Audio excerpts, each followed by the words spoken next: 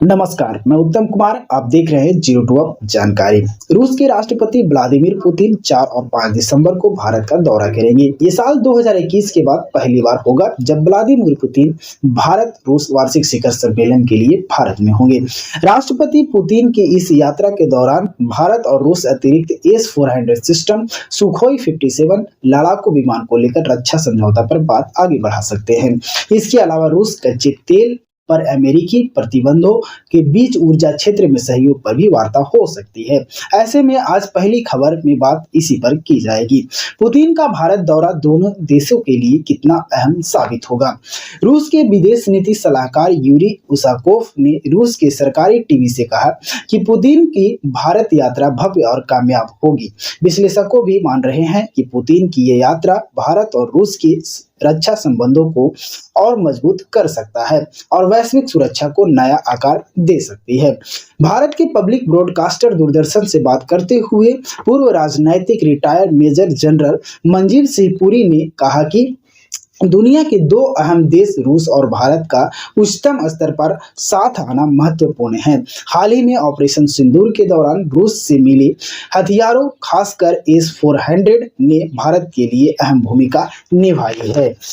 अति उच्चतम लड़ाकू विमान Su-57 को लेकर भी बात हो रही है। दोनों देश ऐतिहासिक रूप से सहयोगी होने के साथ साथ परमाणु ऊर्जा जैसे कई क्षेत्रों में नई साझेदारी की तरफ भी बढ़ रहे हैं। यूक्रेन पर रूस के आक्रमण से पहले भारत और रूस दोनों ही शीर्ष नेताओं के सालाना सम्मेलन करते रहे थे। पिछले साल अक्टूबर 2024 में जब रूस ने ब्रिक्स देशों का सम्मेलन किया तब पुतिन और मोदी की मुलाकात हुई थी। इससे पहले यूक्रेन युद्ध शुरू होने के बाद से प्रधानमंत्री मोदी ने जुलाई 2024 में अपनी पहली रूस की यात्रा की थी। इस दौरान भी दोनों नेताओं की मुलाकात हुई थी। कीव में एक बच्चे के अस्पताल पर रूस की मिसाइल हमले के एक दिन बाद पुतिन और मोदी की मुलाकात अंतर्राष्ट्रीय आक्रोश के माहौल में हुई थी। उस वार्ता के दौरान पुतिन ने मोदी को गले लगाया था और अपना दोस्त कहा था।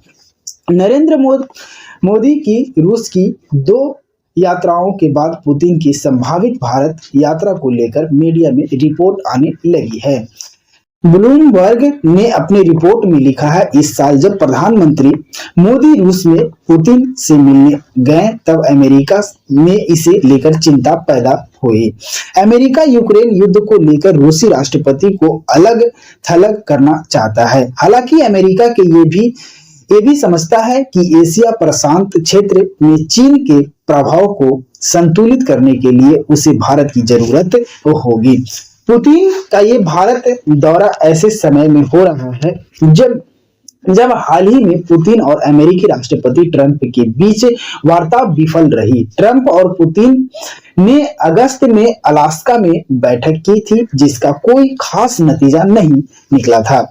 फॉरेन पॉलिसी में प्रकाशित लेख में स्टैनफोर्ड यूनिवर्सिटी के हूवर इंस्टीट्यूट के सीनियर फेलो सुमित गांगुली ने लिखा है कि भारत और रूस दोनों एक दूसरे के करीब आ रहे हैं क्योंकि दोनों ही अमेरिका से दबाव महसूस कर रहे हैं।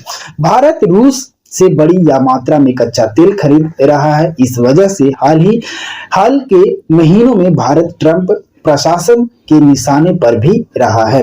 भारत और अमेरिका के संबंधों में आई इस गिरावट के बीच भारत का रूस की तरफ खुलकर हाथ बढ़ाना हैरानी की बात नहीं है।